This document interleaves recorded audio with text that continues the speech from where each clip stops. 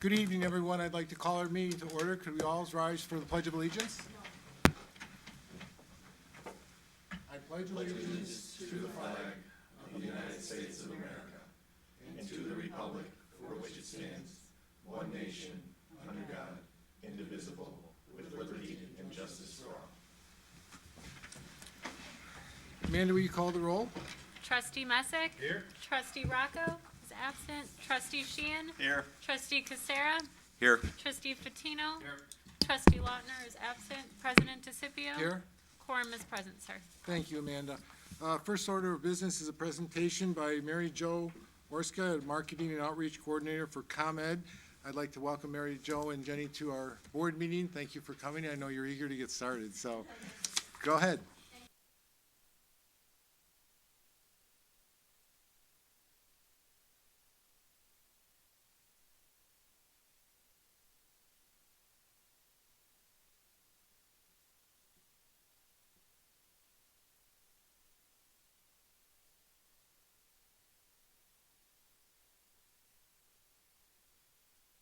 Outreach Coordinator for the ComEd Residential Real-Time Pricing Program. Can I just get a little feel for whether or not you've got some familiarity with the program? Yes? Yes? Okay.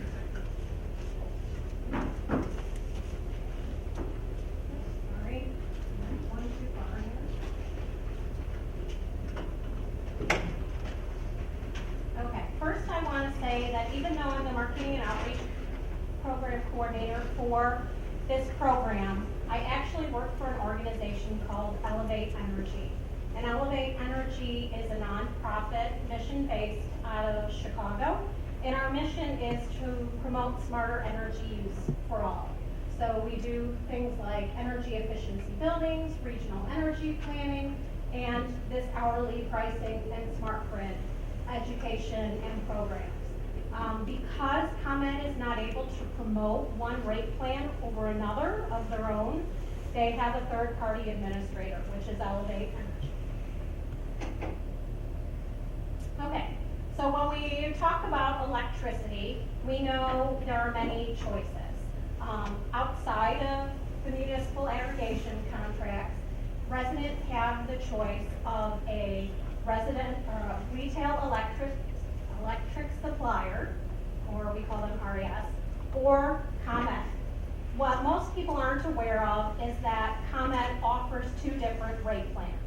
What we normally think of, the traditional fixed rate plan, where you pay one rate, changes twice a year for all of your monthly electricity usage. The other option is the program I'm talking about tonight, the Residential Real-Time Pricing Program, which is an hourly pricing program. Just to let you know, the program's been around since 2007, and we currently have over 9,000, close to 10,000 households enrolled. Here are some pictures of actual participants who are on the program and highly satisfied. On average, since the program started, participants have saved 15% on our RTP, and that's compared to the ComEd fixed rate. So how can our RTP help you on your electricity bills? Let's think about energy usage. Currently on the ComEd residential fixed rate, no matter when you use your electricity, it costs the same amount. However, the market price of electricity varies from hour to hour,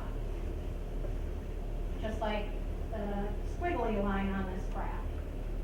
So if you're on an hourly pricing plan, which passes on to you those market prices, if you use your electricity in those green areas when the market price is lower than that fixed rate, you have the potential to save on your electricity bills.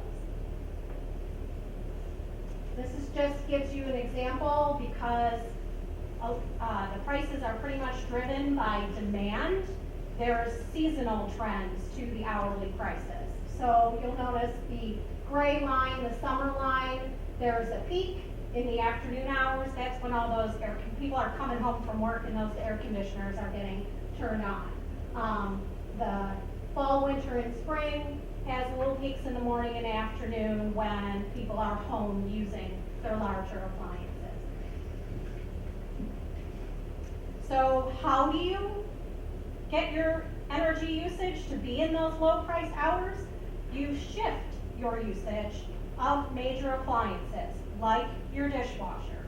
So running your dishwasher in the later evening, or if you have a timer on it, setting it to run in the middle of the night or the early morning, that would be a way to take advantage of those low price hours. Or you charge your electronic devices, your laptop computer, your iPads and smartphones, charge all of those in the overnight hours. And weekends are also a time when prices are low. So do your laundry during the weekends or in those late night hours. Another group that really can take advantage of the low priced evening hours are electrical vehicle owners. They usually charge their cars overnight. Really good time to take advantage of the lower prices, because those overnight hours are when you'll get the biggest difference between the fixed rate and the hourly rate. So how do you go about figuring out when the best time to use something is? We provide the hourly prices online at either our website, or we provide an automated phone message. And also, when prices go above certain thresholds, we send people texts, phone calls, emails to let them know that the price of electricity has risen above 10 or 14 cents, depending on how you set your threshold. Another way to keep on top of your usage, the energy prices, is a mobile app that we have, and you can check the real-time prices, access your savings information so you can see how you've been doing compared to that ComEd fixed rate. Compare against other participants and quickly connect to our call center, which is run out of our Elevate Energy offices. So this is really a great program, and we found doing research that it fits really a high percentage of households. However, there are some households who it doesn't work for, so we like to tell people what the parameters are for whether you're a good fit for the program. A, you have to be a residential account. B, your usage should be $50 or more if you live in an apartment or a condo, or $70 or more for single family homes on a monthly basis. And you also have to have some flexibility in your life to be able to shift those major appliance usage to those low price hours. So just some basics about the program. There is a very small participation fee, 39 cents per month. You do have to stay on the program for 12 consecutive billing periods. And I know Grange Park has smart meters installed, but for any reason somebody didn't have a smart meter installed, then an interval recording meter, something that records it on an hourly basis but isn't a smart meter, would be installed at no extra charge. So once people are on the program and they're using it, how do they figure out if they're saving on it? We give monthly comparisons via email. We give biannual summaries in paper, via mail, and we also have our online bill comparison tool. And this is an example of what somebody would see in the bill comparison tool. So some ideas for next steps. First, people should really do their research and understand their rates and options, not just assume one program is the right fit for them. Some various resources that they can look at: the Citizens Utility Board, the Illinois Commerce Commission, or ComEd themselves. If you think you might be a good fit for the program and you're interested in learning more, you can either email to the email address here, give us a call, or visit the website, comed.com/rt.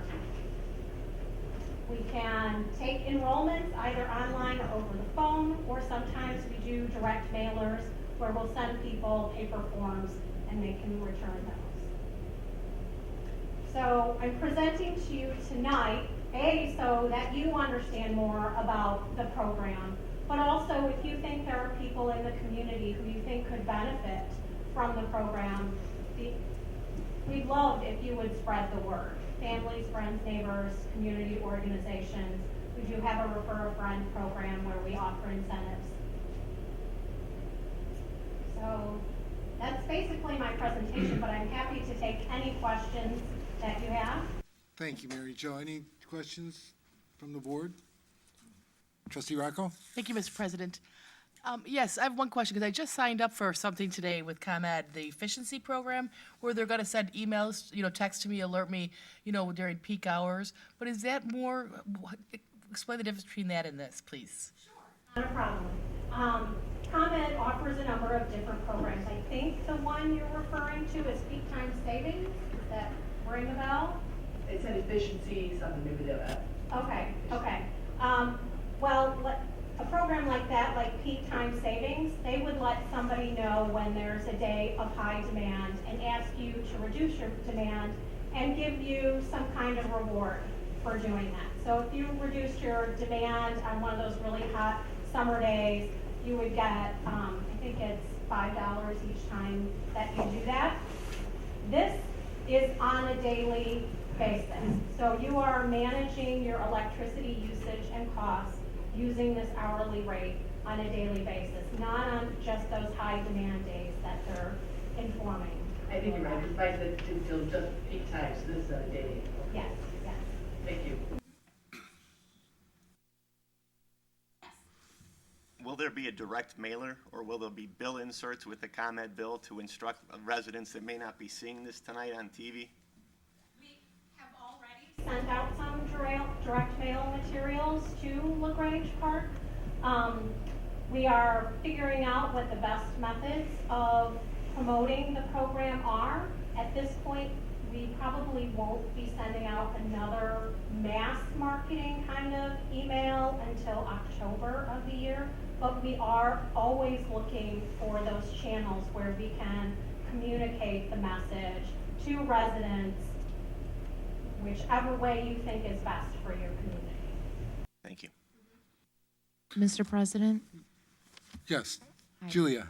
I just wanted to note very quickly that this program has been promoted on our website as well as in our e-briefs over a several-week period. One of the reasons why we asked Mary Jo to come here tonight is to provide a greater awareness about the program so that folks had a way of really understanding the potential benefits. So we just wanted to make sure we captured the presentation, had it on video, and then folks can watch it on Channel 6 if they'd like. We want to utilize all the channels that we can, because we think this program really could provide some benefit. That fit. I think you'd see most of the men at this table don't know it because they don't pay the bills. So this is a program that we are currently advertising for. Do you give us any feedback on how many of our residents are enrolled in the program, just for our knowledge, or not? I can certainly do that. We have those, we have a database, we have all those records. I don't have that number off the top of my head, but it's definitely something I could ask to you through Julia. It certainly sounds like a great program. Being able to manage your own electricity. Right. And then there's just to point out, there are community-wide and environmental benefits to this program. The more that we can all reduce peak time usage, the less we stress our electricity grid and the less we utilize those power generation units that have some environmental impact. So it really is a good program, not just individually, but across the community. Any other questions for Mary Jo? Well, thank you for taking your time out to present to us tonight, Mary Jo and Jenny. Thank you. Thank you very much. Oh, yes, I have a number of brochure packets, so if anybody's interested in getting more information and a sample of like the direct mail communications we send, they're in those folders. Okay, thank you.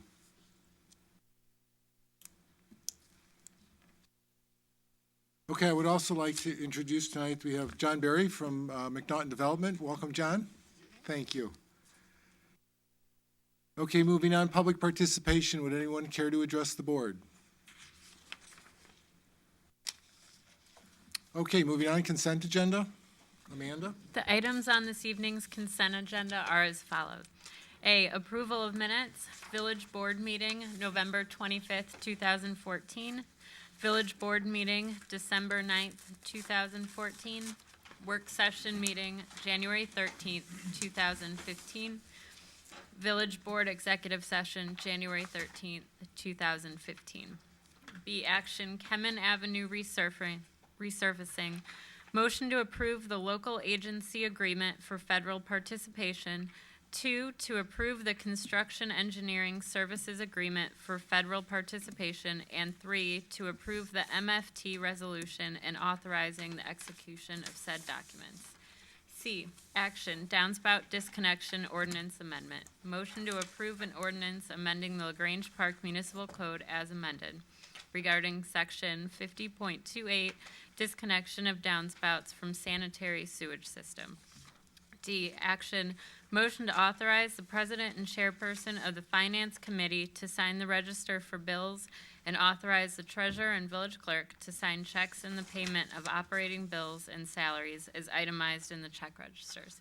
E, action, motion to authorize the village treasurer and village clerk to sign checks in the payment of payroll and other bills that become due between this date and February 24th, 2015, with subsequent approval of the payroll register and voucher register by the Board of Trustees at its regular meeting to be held on February 24th, 2015. I'll entertain a motion to approve the consent agenda as presented. So moved. Second. Second. Amanda, call the roll. Trustee Messick? Yes. Trustee Rocco? Yes. Trustee Sheehan? Yes. Trustee Casera? Yes. Trustee Fatino? Yes. Motion passes unanimously. Thank you, Amanda. Next item is village manager report. Julia?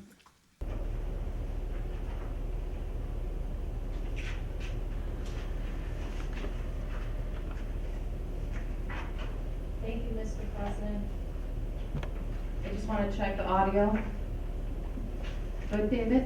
Okay. Thank you, Mr. President, members of the board. Tonight I have a presentation regarding the downspout disconnection program. As you may recall from the workshop meeting tonight, we had scheduled a presentation about the program that we will soon be rolling out to our residents regarding downspout disconnections. Also during this presentation, we will have an opportunity to meet one of our newest staff members that has been so essential in the development of this program. So I'll go ahead and get started. I just want to make sure that you can hear me okay.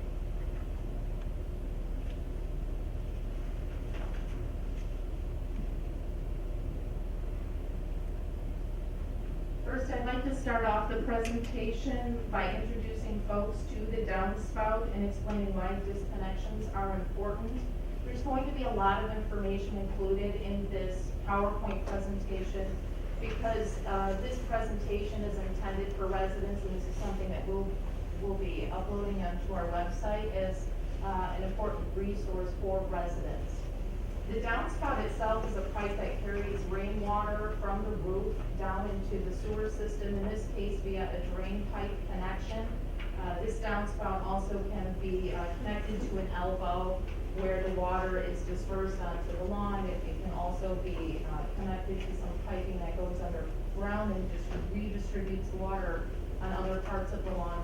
But for the purposes of this presentation, where a downspout disconnection is necessary, it's going directly into the combined sewer system. Disconnecting rooftop gutter downspouts can greatly reduce the amount of water entering the sewer system. It's also an important step in reducing the risk of basement flooding and releasing polluted rainwater into our waterways. At our work session, there was some discussion about making sure that we had proper information to show folks what a downspout looked like and how a disconnection would be made and what a disconnected downspout looks like. This illustration is designed for that purpose.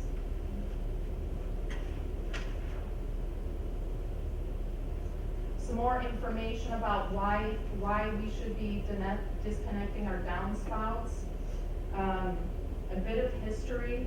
Back in 2011, the Engineering and Capital Projects Committee met to make recommendations to the board as part of a flood mitigation report. And one of the 8 flood mitigation strategies identified by that group and accepted by the village board was the mandatory downspout disconnection program and seeking a grant to help provide incentives for the disconnection. During the meetings with that particular group, with help from our village engineer, the village conducted a survey where the results demonstrated that of the surveyed group, 40% of the homes were connected to the combined sewer system. We also determined through the good work of our village engineer that we believe that residential roofs contribute approximately 12% of the flow during a heavy rain event. And the reason why is because really downspout connections are so efficient in centralizing the roof runoff into the system, causing or making worse the peak discharges. Disconnection will increase the capacity of the sewer and allow the water to infiltrate the soil, reducing peak flow, minimizing the surcharging of the sewer. This was information that I took from our flood mitigation report. The village does regulate the disconnection of downspouts in our community. A mandatory downspout disconnection has been the law for several years in Grange Park. All gutter downspouts must be disconnected from the combined sewer system at the point of sale of the home. We recently clarified that this required disconnection is the responsibility of the seller of the home. Recently, also, we updated the ordinance to ensure that single-family home disconnections are complete by a date certain, that being January 2017.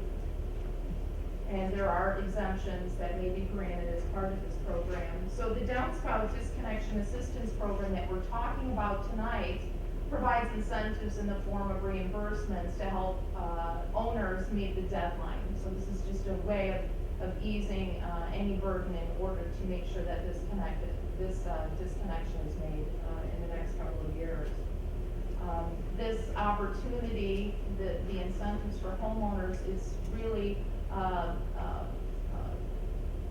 from the benefit of a large grant that we received from the state, from the IEPA, where we received $416,000 in a grant. A grand portion of that is for reimbursements for homeowners that help them with simple and challenging disconnections, not just the simple cut, elbow, and splash pad, but also with some that are a little bit more complicated and require the reworking of the gutter system. So those are the more challenging of what we think we're going to see. There's also some grant money incentives for homeowners for best management practices such as rain gardens. And really all reimbursements as part of this program are on a first come, first served basis, although we tried very hard to organize a program so that we could benefit as many folks in the community that we believe are currently connected to the combined sewer system. How does the disconnection program help? A mandatory disconnect by a date certain is a much more efficient program for staff to monitor. It's very difficult to be able to intervene when a house is being sold to make sure that they can, we can get in there and make sure that the information is provided to the seller and make sure they get the disconnection done in time, although we will try to do that. But by requiring it by a date certain for single-family homes, it's just much more efficient. We can track it, we can provide help, we can provide incentives, and we can work with residents through the disconnection process. It's also the best possible outcome for water quality. It mitigates overflow into Salt Creek and then the Des Plaines River. Rainwater doesn't have to be treated, so it will result in a reduction in energy costs. We heard a little bit about that tonight. The program offers incentives to residents to comply with the ordinance and assist with complex disconnections. This was always a great concern to the group, the capital projects and engineering group. And lastly, the program offers funding for BMPs to manage the impacts on personal property rather than have that impact the system and further impact beyond the Grange Park. This is a general overview of the assistance program. It includes incentives to residents for the basic downspout disconnection. Also, a maximum rebate for costs associated with installing a rain garden.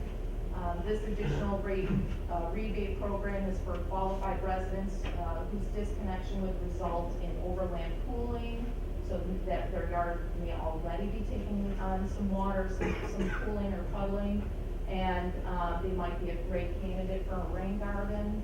Also included are free rain barrels for residents who have disconnected their downspouts, and that is in partnership with the MWRD.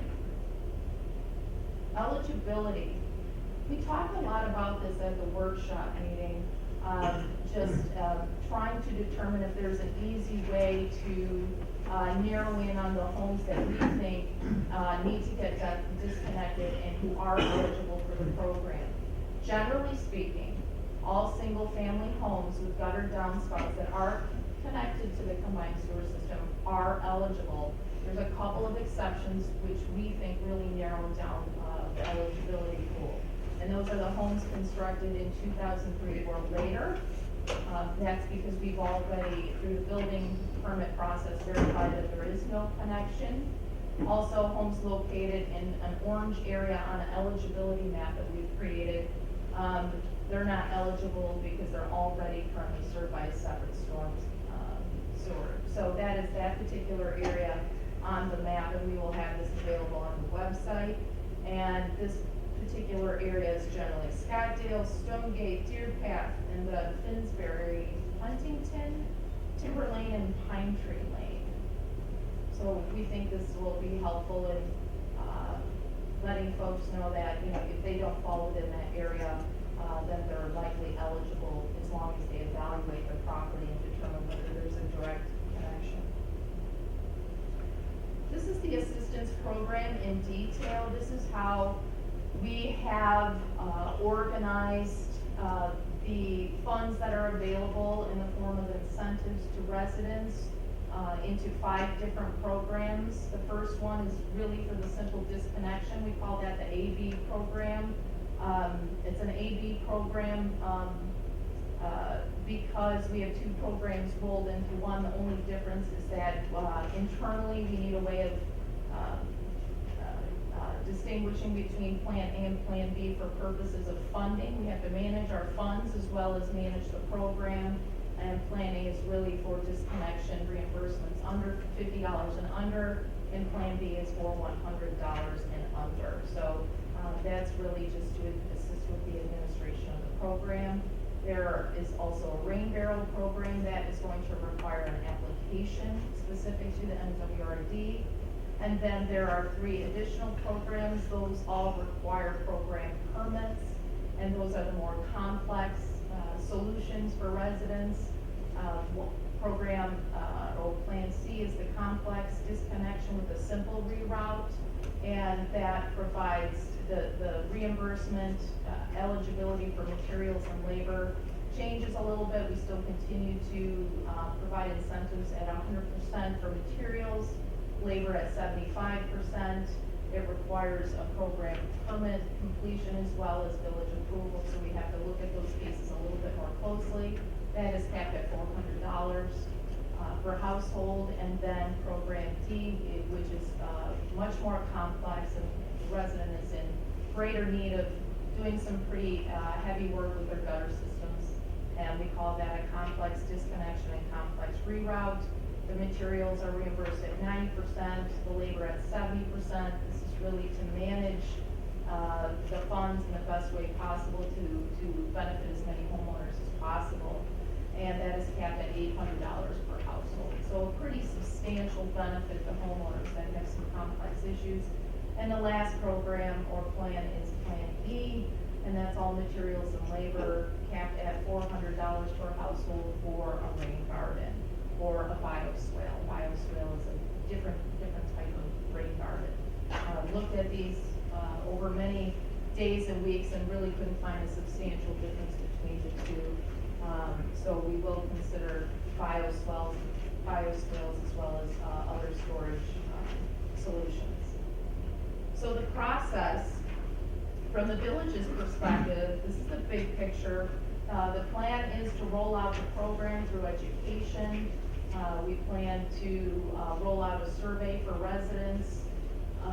We have plans to identify a pilot group for a village-sponsored disconnections. We'll talk a little bit more about that in a moment.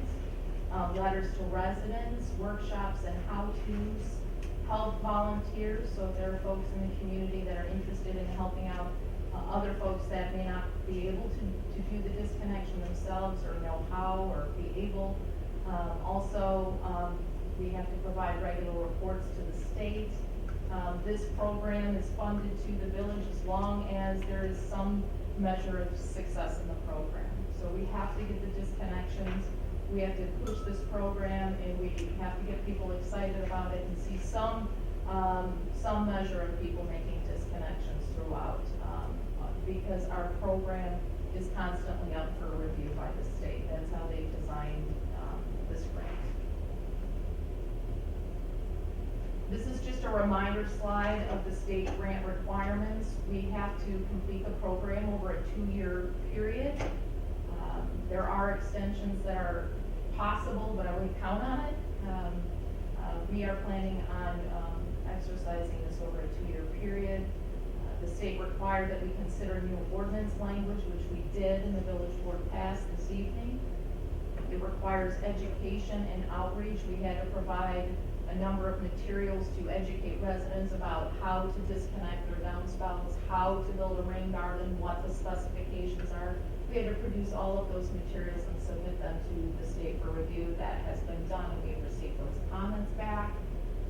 We had to complete program forms, whether it was for the reimbursement portion of the program, or the program permitting process, or the exemption portion of the process. We had to complete those forms, submit them to the state, and get comments back, all of which we've completed.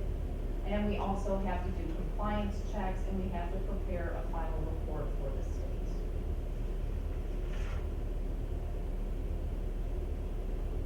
This is an overview of the process for residents. So this is really from the residents' perspective as far as what to expect. First, we recommend that they evaluate their downspouts, locate your downspouts, take notes where the downspout goes or where it's connected. If residents are unsure about their downspouts, we encourage them to contact the village. We will make it very clear about who they contact from the village staff. That person is sitting in the audience tonight. You'll meet them very soon. We are here to help, and that's the bottom line, and that's the message that we want to get across. This is a very customer service focused program. We're here to help. We know it's not easy. There are not many municipalities in this state that have done such a program like this. There's not a lot of great examples out there.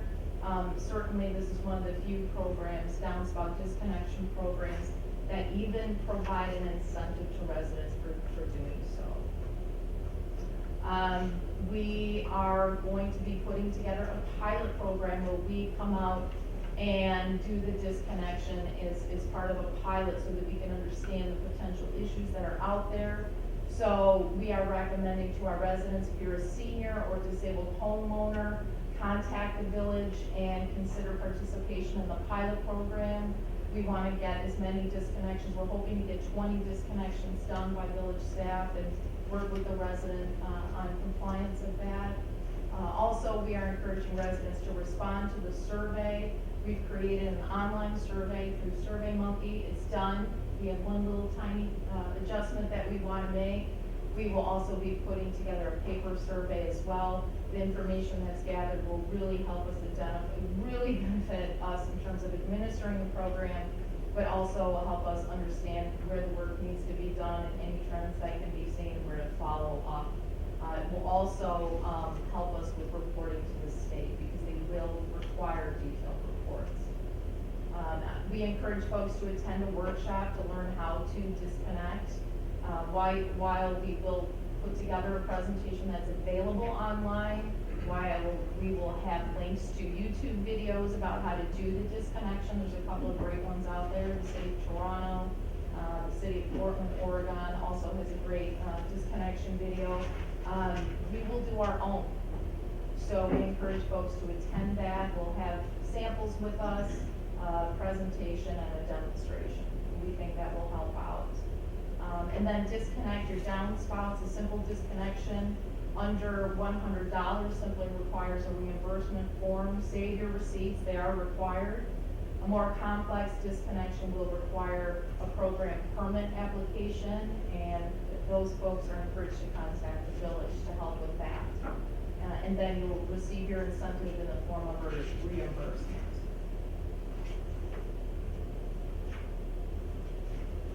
I have a few reminders for residents.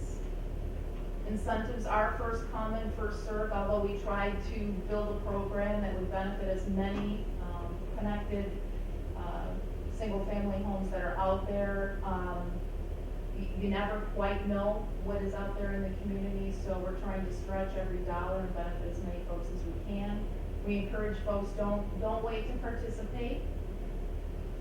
We really want you to get involved. Don't wait until the end of the 2-year program. Otherwise, folks will have to be responsible for the cost of disconnecting on their own. This is really a great way to disconnect and have it, for the most part, paid for. And if it's a simple disconnection, 100% is paid for. The state grant requires progress to maintain the grant, so participate towards compliance. So in other words, if we don't have enough folks participating early on in the program or in the middle of the program, the state can look at that and decide that this is not a worthwhile program to be funding. So we really need folks to be participating even early in the game as the weather warms up. If there are any questions or concerns, email us or call us. We're here for them. If residents are concerned about overland water pooling, contact the village. You know, we're prepared to handle these types of issues in council. Keep your receipts. All homeowners must disconnect before the home is sold. That's an important reminder. Single-family homes must disconnect by January 2017. Disconnections must be permanent, and the village will be conducting compliance audits for the disconnections under this program.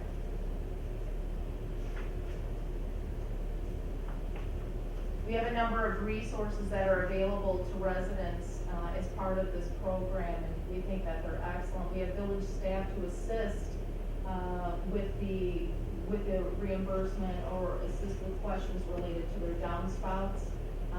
The village staff person that we have is Forrest Tucker. He's with us in our audience. Forrest, if you want to say hi very quickly. How you doing? This It's is a pleasure to be Forrest. here. I see you guys on TV a lot tonight. I just want to let folks know that Forrest, as I mentioned earlier, has been excellent in providing assistance with this program. He's been with us really just a few very short months and has already made quite a difference in the development of the program. He has developed a number of the FAQs, the educational materials. He has shown an amazing initiative and passion for this project, and we couldn't be happier that he's here with us. Forrest is retired from People's Gas, where he was a manager. He was responsible for the gas meter rollout program in the city of Chicago. So he had a pretty substantial responsibility for that program in Chicago, and really knows how to track and manage and deal with issues related to programs that connect each household in a community. He also currently works for the village of Burr Ridge, where he works in the police department in the records division of the police department there. So he shares his time between the village of Burr Ridge and the village of the Grange Park. We couldn't be happier that he's here. Thanks for all your help thus far. He's done an amazing job. I would be remiss if I didn't mention that other folks have been really essential as well. And that would be our village engineer, Paul Flood, has really been helpful in the development of this program and providing his expertise. Also, Brendan has been so helpful in putting together the grant application and the agreement. And Dean Magus has also been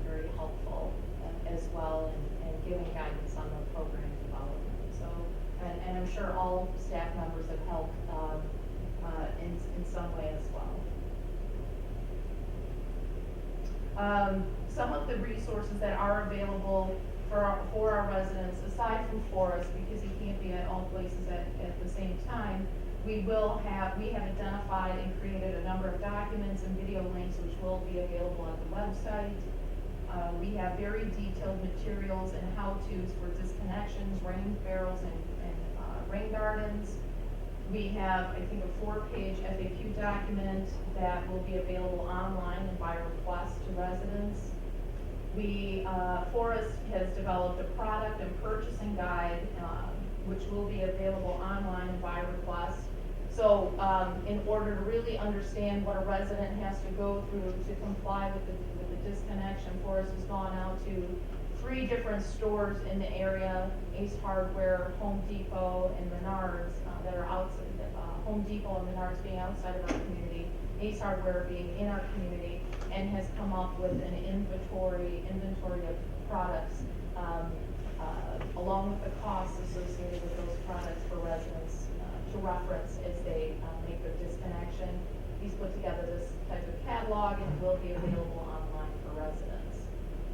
So another good resource. We've really done our homework, or Forrest has really done our homework. We have also put together a couple of toolkits for residents because the program does not provide reimbursement for a hacksaw or some of the tools that are necessary in order to complete the disconnection. We've purchased a couple of toolkits so that we can roll those out to residents and they don't need to go out and buy their own tools. So we're trying to make it as least burdensome as possible. And we also will be providing engineering assistance for complex disconnections. We built this into the grant application.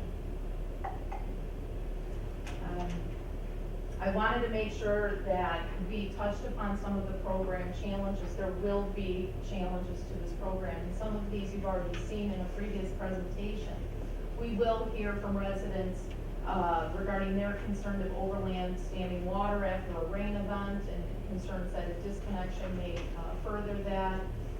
There may be some costs to the homeowner. We're trying to offset those as much as possible. We're always going to be challenged with the awareness of the program throughout the community. So we're really trying to get the word out. We're going to do everything we can and get the word out in every venue that the village has. Also, the knowledge, skills, and the abilities towards compliance, it's always a challenge. You know, you can be a homeowner and be very willing to comply with every law out there, but you may not be so good with a hacksaw or may not know how to do this. So that's going to be a challenge, and again, that's where really staff can come in. We may see a lack of compliance or delay in compliance, and that will be challenging because this program is under review by the state from time to time. Also, the staff time to coordinate, do field work, answer questions, and track compliance, that will be a challenge, and that's something that we're going to have to constantly monitor over the next couple of years. Also, resident participation and support will help overcome these challenges. So we're really hoping that the residents help us out and get the word out to their friends and their neighbors in the community and encourage them to disconnect because of the benefits to the community, the waterways, the environment, as well as our combined sewer system.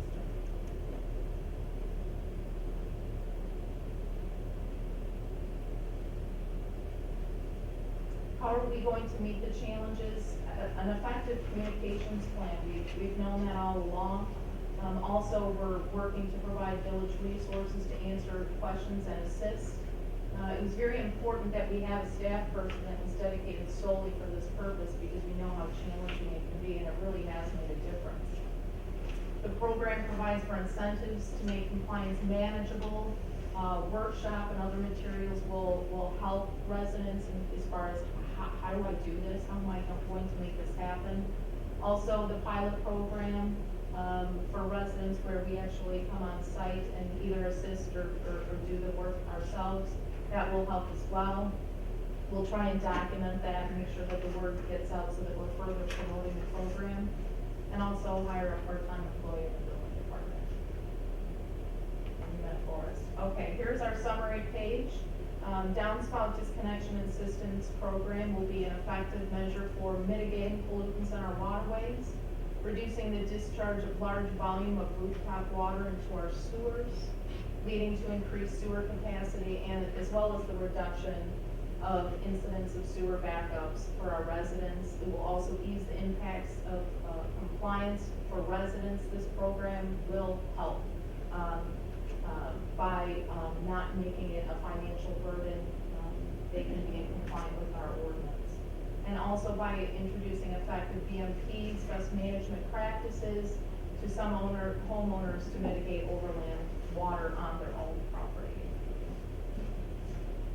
Now, I'll have a portion of this presentation where I ask if there's any questions, but the purpose of this slide is to let folks know that we have a person that is here to take questions as part of the program.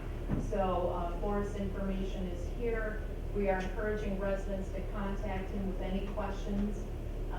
Before the week is over, the website will be fully populated with information regarding this program.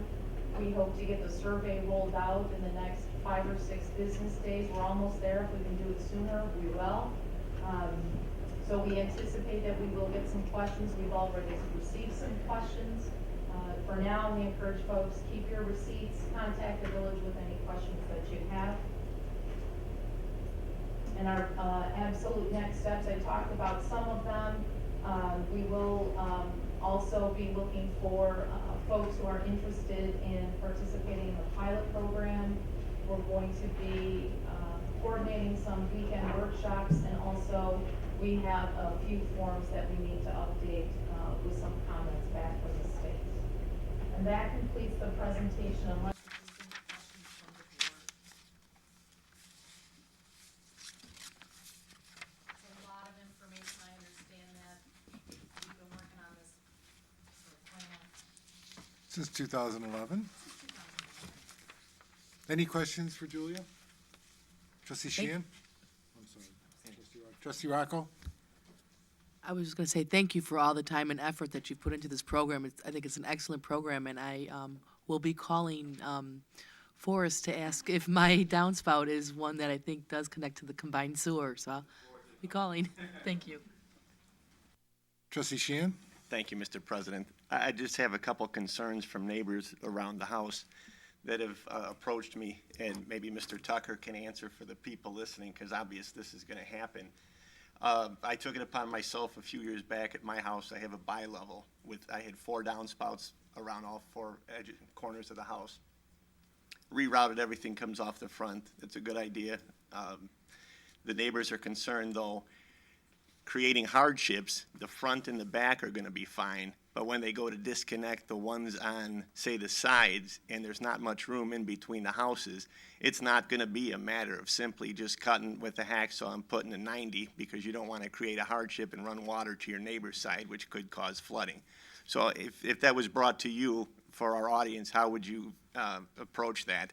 Well, the rain barrel is one option, because you can cut, disconnect, and have it run into the rain water and capture the water there, and then reuse the water for watering your lawn, garden. You may have to do some more complex redirecting of the gutters to move it and pitch it to an area where it can convey the water. But those are things that we're looking at this time. You also can have an inflow swell system where you can direct it underground and can put it in a container and keep it in that container. So there's a lot of options. As we get into those, it becomes more expensive. Sure. And they'll probably need some professional assistance. Okay, and then the concerns had come from elderly neighbors with the concern of the expense, so that was just why I brought it up to see what we can, but yeah, I appreciate your answer, thank you, and thank you from the staff. Any questions? Thank you, Mr. President. Thank you, Trustee Sheehan. Any other questions from the board? Well, Mr. Tucker, we've heard great things about you, and it's a privilege having you on board, and thank you for all of your work for our village. But the privilege being here, the privilege being you guys. Julie has done quite a bit of work before I got here, so she made it much easier. And Dean and all the people here, it's a great team. I've got a lot of help from everybody on the staff. It's been a real blessing. So I look forward to it. I'm excited about it. Julie has a lot of passion, and she's given that passion to me. So I'm really excited about this opportunity. I think it's a great project. I'm a 14-year resident, so I have some experience with this firsthand. All my downspouts are disconnected, but I have this cooling issue as well, so it's kind of enlightened me. I'm really looking forward to it. Well, great, thank you. Julia, good job, thank you very much That for concludes all my that you've report. done. And staff too, all the work that has been done on this program. Okay, so moving on to administration report, in the absence of trustee Lautner, trustee Sheehan will give his report. Thank you, Mr. President. This is the administration report for December and January. Village Hall lobby updates. In the coming weeks, the lobby of the Village Hall will be undergoing some minor upgrades. The new ADA compliant doors have been installed. The new doors meet all accessibility requirements of the American with Disabilities Act and include a push button that automatically opens the door when pressed. An automatic external defibrillator, or AED, has recently been installed and will be accessible to both patrons and village staff should ever be needed. Finally, a new flat-screen television was recently installed. The television was paid for by the West Central Cable Agency and will air our local access cable channel. Residents visiting Village Hall will be able to view the channel to find information on upcoming village events, important village news, regulations, and also watch the village board meetings. The HELP program, winter can be particularly challenging time for some of our elderly and disabled residents. Are you willing to help out a neighbor in need with some occasional snow shoveling or snow blowing? Please consider signing up for our HELP program. The program matches community volunteers with residents in need of assistance. When someone who needs help with tasks like mowing, snow removal, brush clearing, etc., the village that provides them the list of individuals who have indicated a willingness to be contacted and have signed up for the HELP program. The residents needing assistance contact the volunteers directly and oftentimes work out a nominal payment that will be given to the volunteers for their service. To sign up, please call Village Hall or visit the village website. Community e-briefs. The village would like to encourage residents to stay connected with what is happening in the Grange Park by signing up for our community e-briefs, our weekly electronic newsletter that is emailed out each Friday. At this time, the village has nearly 1,300 subscribers. Residents can sign up for e-briefs by going to the homepage of the village website at www.lagrangepark.org. That concludes my admin report. Now switching over to building department activities for November. 53 permits were issued this past November compared to 68 issued in November of 2013. Estimated construction costs for the month were somewhat higher than November of last year, while permit fees collected were also higher. This is most likely due to our increase in fees this year and again somewhat related to the deposits now required. There were 115 inspections conducting during this past November compared to 190 conducted in November of 2013. Of such, 6 were not approved. There have been 44 more inspections conducted through the end of November as compared to the same time period last year. During the month, staff met with a representative of a nationwide truck rental company to discuss zoning requirements related to truck rental facilities, especially related to parking and signage. They were investigating the possibility of one of our current businesses being allowed to also rent trucks to the public. Next is building department activities for December 2014. 48 building permits were issued this past December compared to 38 issued in December of 2013. Estimated construction costs for the month were substantially higher than December of last year, while permit fees collected were approximately 3 times higher. This again is most likely due to our increase in fees this year and again somewhat related to the deposits now required. There were 147 inspections conducted during this past December compared to 122 conducted in December of 2013. Of such, 13 were not approved. There have been 69 more inspections conducted through the end of December as compared to the same time period last year. During the month, staff met with School District 95 again to discuss their plans to install temporary mobile classrooms due to increased enrollment. The district plans to install temporary classrooms interconnected with hallways and restrooms on the north side of the school. Various aspects of the project were discussed, including stormwater management requirements of the village and water reclamation district and Cook County, and zoning requirements of our village. Final inspections were completed and approved during the month for a minor remodeling project which took place at PNC Bank. The lobby was slightly reconfigured and a new ATM was installed on the inside of the bank.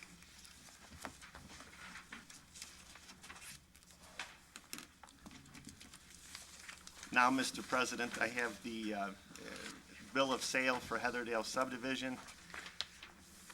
On February 26, 2013, the village board approved an application by McNaughton Development to construct a 9-lot, single-family subdivision and related public improvements at 145 Timber Lane, known as Heatherdale subdivision. At the time the subdivision was approved, the village entered into an improvement and maintenance agreement with McNaughton Development detailing the timing for construction of the improvements, how the property would be maintained while under construction, and how the public improvements would be secured. On May 28, 2013, the village board approved an amended plat of subdivision for Heatherdale subdivision, consolidating 2 lots and creating an 8-lot subdivision. An amended improvement and maintenance agreement was also entered into, reflecting change in the number of lots. McNaughton Development commenced construction of the development during the summer of 2013 and completed construction of all 8 homes and the majority of the public improvements in the fall of 2014. As part of the required public improvements, as part of the subdivision approval, McNaughton Development was required to construct several public improvements, including an extension of Finsbury Lane north, connecting into Timber Lane and Pine Tree Lane to the east. Water mains, sanitary and storm sewers, sidewalks, street trees, street lights, and street signs. During construction of the subdivision, village staff, in conjunction with the village engineer and McNaughton Development, determined that it would be preferable for the village to have its contractor install the street lights. McNaughton agreed to provide the village with $11,995 to complete the work. As part of the final punch list, the village engineer identified some sidewalk squares and driveway aprons in need of restoration. McNaughton was unable to secure a contractor to perform the concrete restoration work and requested the village perform the work on their behalf. McNaughton has provided the village with $3,967.03 to complete the work. The village engineer has inspected the public improvements and recommends that the village accept the improvement at this time. Per the amended improvement and maintenance agreement, McNaughton Development is required to warranty the improvements from 1 year from the date of acceptance by the village. They have provided a bond in the amount of 10% of the total cost of the improvements to secure the improvements during this time. At the end of the warranty period, the village engineer will do a final inspection of improvements and require McNaughton to perform any necessary repair or restoration to the public improvements. Once complete, the village will release the security bond. Upon acceptance of public improvements, the village will take over the ongoing maintenance responsibilities. Therefore, Mr. President, I introduce a motion to approve a resolution authorizing the acceptance of public improvements in the Heatherdale subdivision by the village of LaGrange Park, Cook County, Illinois. Second.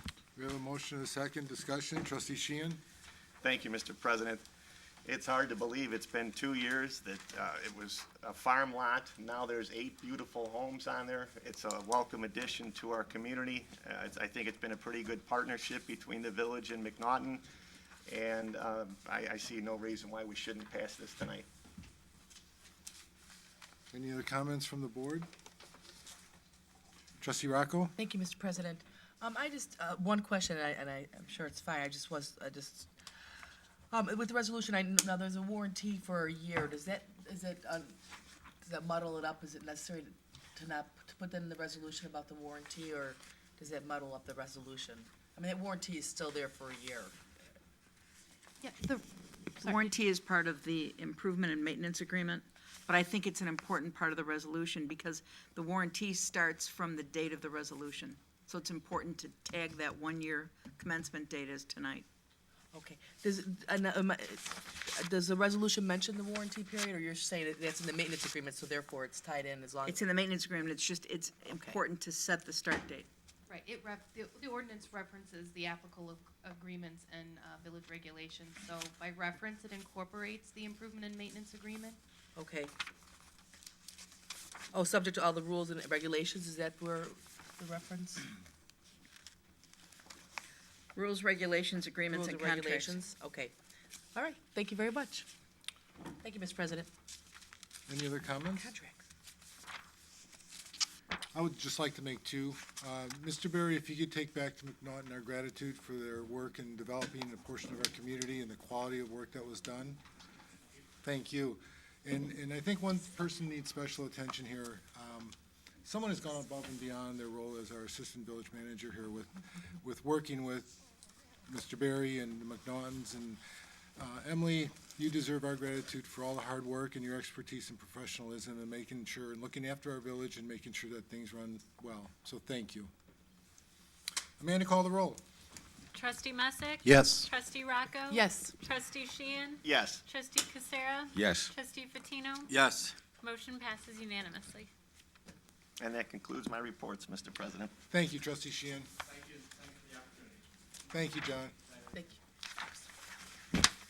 Okay, moving on, Engineering and Capital Projects Committee, Trustee Casera. Thank you, Mr. President. Engineering Capital Project Summary Report for November 2014. Review of the video records for the 2014 sewer cleaning and televising program continues. The scheduling of the remaining work is currently being coordinated with the Illinois Department of Transportation, since it will take place in the right-of-way, Grange Road, and will require their approval. Second item, project closeout continues with Suburban General Construction on the Ogden Avenue Water Main Replacement Project. There's a single minor issue remaining related to sod work that still needs to be resolved. Third item, project closeout also continues on the 2014 Street Restoration Program, Beach from 29th to 26th, and Forest from 31st to 30th, with A-Lamp construction. It is expected that this work will be completed by the end of December. That concludes the November report. Engineering and Capital Project Summary Report for December 2014. Our review of the video records for the 2014 sewer cleaning and televising program continues. The remaining work is currently being coordinated through the Illinois Department of Transportation, since it will take place in the right-of-way areas Grange Road under their control. Second item, project closeout is almost completed with Suburban General Construction on the Ogden Avenue Water Main Replacement Project. One issue remains to be resolved with the contractor in regards to closing out of the Metropolitan Water Reclamation District permit. This should be completed in January. Third item, the Cumming Avenue resurfacing project from 31st Street to 26th Street has been scheduled for the January 30th, 2015, letting by the Illinois Department of Transportation. Construction of these improvements should commence in April of 2015, with completion expected by the end of the summer. Fourth item and final item, based upon our preliminary discussions with Public Works staff, an initial scope of work for the village's 2015 paving program is being identified. As this process moves forward, we will develop a list of possible improvements and their associated costs for more detailed discussion and direction. That includes my reports, Mr. President. Thank you, Trustee Casera. Public Safety Committee, Trustee Patino. Thank you, Mr. President. The following is the Police Department summary of activities for November 2014. Total crimes reported are 214 this year, compared to 261 for the same period in 2013. This represents a 19% decrease. Also, burglaries and thefts are decreased in total from 145 last year to 121 reported this year. This represents a 17% decrease. As always, a cautionary note is appropriate. Because LaGrange Park has historically had lower crime numbers, it takes only a few incidents to cause a shift in either direction. Nonetheless, we are encouraged by the overall reduction in reported crimes. Traffic enforcement has been slightly lower in 2014, with 5,687 citations issued, compared to 7,061 in 2013. This is primarily due to the loss of different staff throughout the year of 2014 to a variety of major surgeries, illnesses, etc. Additionally, during the months of January and February of 2014, the weather conditions did not allow for little, if any, traffic violations to be assessed. Note, 2013 was a record year for traffic enforcement with good weather and a mostly full, healthy staff. Overall, police activity is approximately 6% lower this year, with 6,732 incidents being reported compared to 7,122 during 2013. The police department received the two 2014 Chevrolet Caprices from Curry Motors during the week of November 24th. The vehicles are being prepared for patrol service and should be on the street prior to Christmas.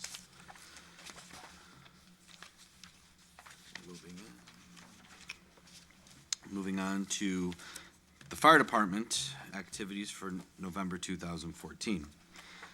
There were 150 EMS responses this month and 1,479 year-to-date. Last year, there was 1,376 year-to-date at this time.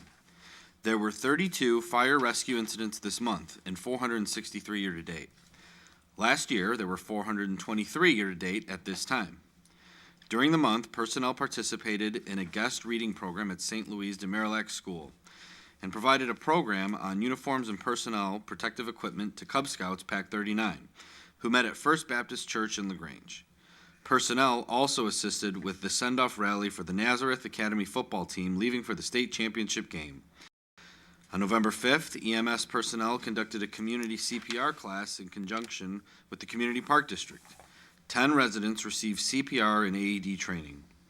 On November 8th, personnel provided ambulance and paramedic coverage for the St. Francis 5K fun walk and run through LaGrange Park. Now moving on to the police department summary of activities for December 2014.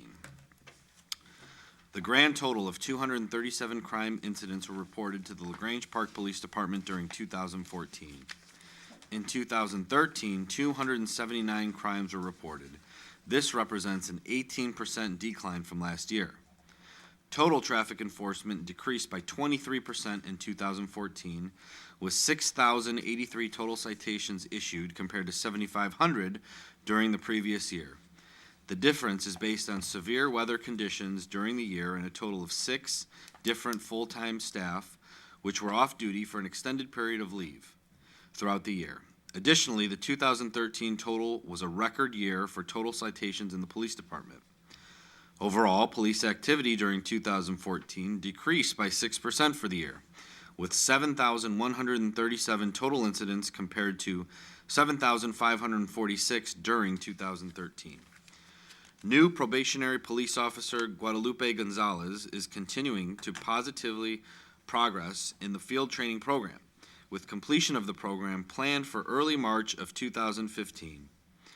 The total number of cases involving juvenile offenders or contacts for 2015 were 66 incidents, compared to 93 in 2013. This represents a decrease of 41%. The police department has a few major projects going on with the installation of new carpet and painting throughout the agency. The completion of both projects will be done by early February 2015. It has brought a new positive look to the agency.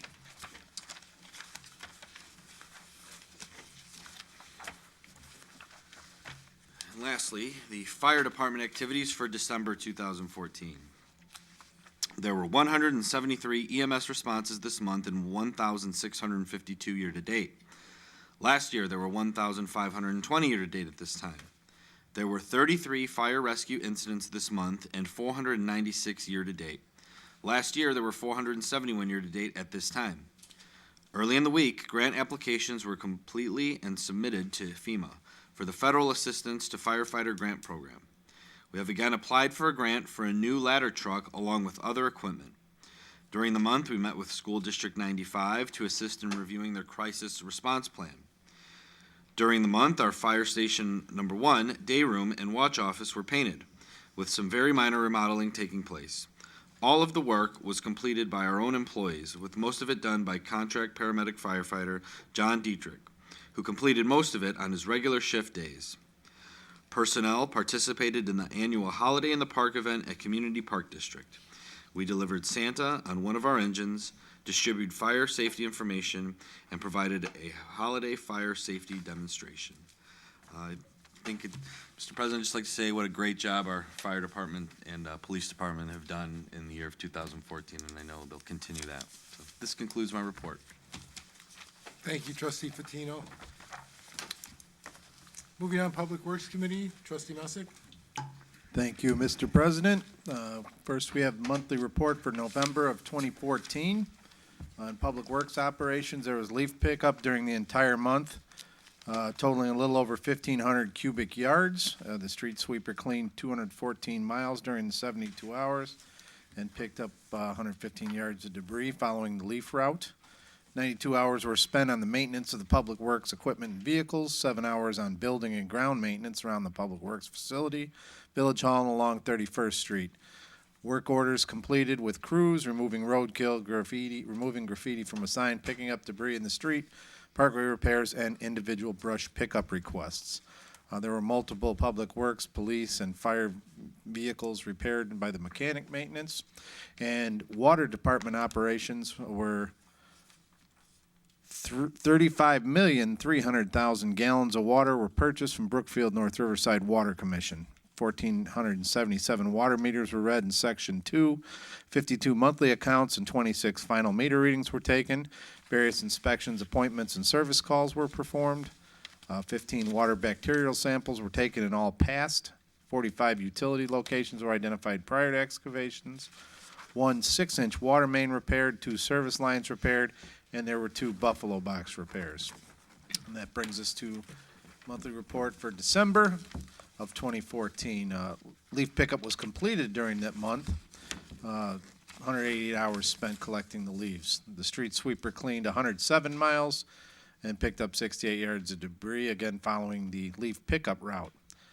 There were 136 hours spent on maintenance of Public Works equipment and vehicles. 140 hours were spent on building and ground maintenance around the facility, Village Hall, and 31st Street.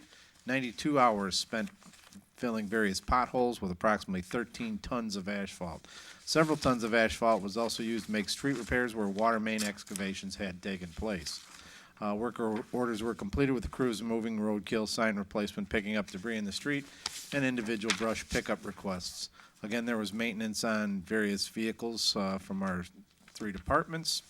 And then on to Water Department operations, 37,470,000 gallons of water were purchased from Brookfield North Riverside Water Commission. 1,329 water meters were read in Section 3. 50 monthly accounts and 3 final meter readings were taken. Various inspections, appointments, and service calls were performed. 15 water bacterial samples were taken and all passed. 59 utility locations were identified prior to excavations. 2 3/4-inch service line repairs, and 2 buffalo box repairs. That concludes my report, Mr. President. There are no action items. Thank you, trustee Messick. Finance Committee, trustee Rocco. Thank you, Mr. President. I had the report and one item for action. The report, we are 67% of the fiscal year, through the fiscal year, which began May 1st, 2014, and runs through April 30th. You'll see attached the detailed revenue and expense report and investment schedule. But I've mentioned a few of the highlights. Fiscal year-to-date general fund revenues are 61% of the annual budget and essentially flat overall compared to the prior year. Sales tax revenue has been performing very well recently and is now up to about 9% from last year. Fiscal year-to-date natural gas tax receipts remain significantly higher than last year. However, the trend may change if temperatures remain above last year's extreme cold. The telecommunication tax is about 17% lower than last year, continuing a long-term declining trend. The village's telecom tax receipts have also been reduced due to a nationwide data plan lawsuit settlement.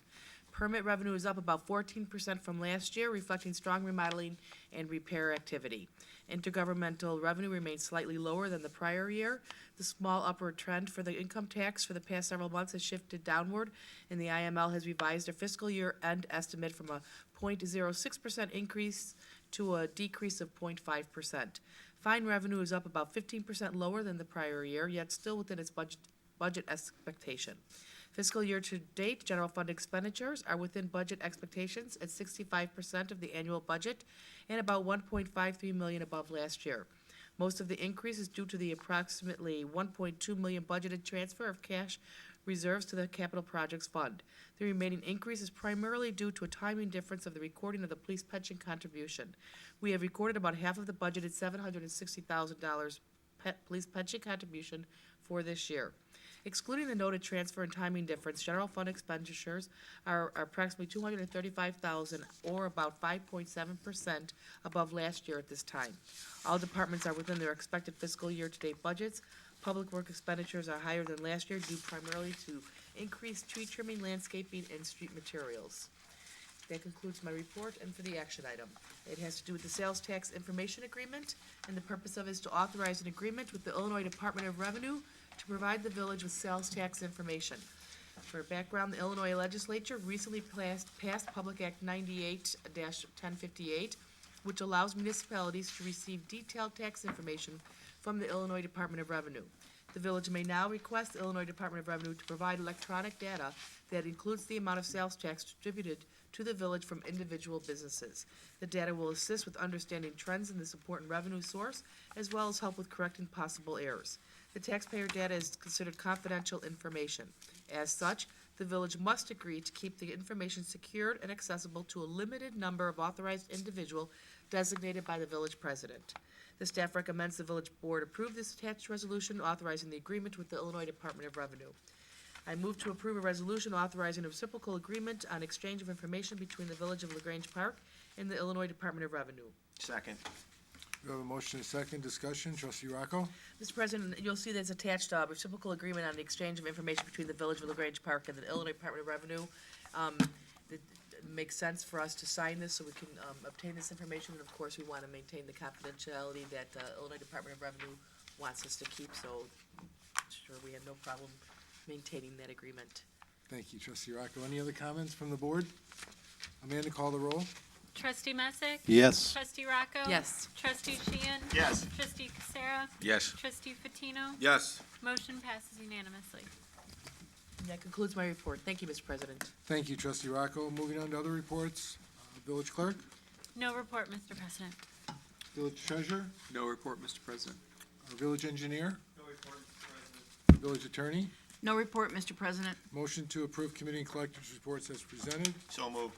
All those in favor? Aye. Okay, I have a couple things I'd like to address. First of all, Heatherdale was a big subdivision, probably the biggest redevelopment that we've seen in LaGrange Park in a long time. And, I mentioned Emily because, Emily, you were in the trenches. You had some challenges dealing with the situation at hand, and you did it remarkably, you did it professionally, and we're very grateful for all of that. But I would be remiss if I didn't also mention the people at this table, Julia, Chief, Mr. Flood, our building department, Mr. McNaughton, Mr. Noller, all those had a part in this big development. So I just want to express our gratitude to all of you. It's a beautiful development, probably our last one because there isn't any other land available, but I just want to mention to everybody that we're very grateful for all that you've done. Thank you. Strategic planning session is February 3rd, a week from today. Our staff has put together a tremendous program. Again, Ms. Rodman, thank you for all that you do. It looks like an all-star lineup, and I know we'll know a lot more coming out of that meeting than we are going in. So thank you. I have a report that I'd like to just read. It's the GASB 6768 Working Group Update. This is a group that was formed by the board.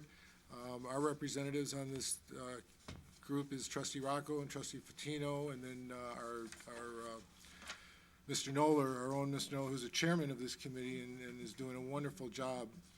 The GASB 6768 Working Group was formed to implement accounting changes mandated by the Governmental Accounting Standards Board. These changes impact how the village will report pension information in its annual financial statements. The working group met in early November to set the process for selecting an actuary to produce the required actuarial reports and to assist the village with crafting a police pension funding policy. Following the meeting, the request for proposals was sent out to the local actuarial firms. The working group met twice in January to review proposals and to participate in conference calls with the finalists. Based on the submitted proposals, the conference calls, and comments from the firm's references, the working group unanimously selected Foster & Foster. The group plans to meet with Foster & Foster in mid-February to craft a recommended funding policy for the village board and police pension board to approve in March.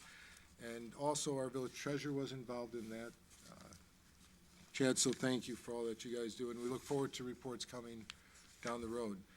I had the privilege of meeting our new director of the Park District when he was speaking with staff a couple weeks ago, Mr. Alex Reed.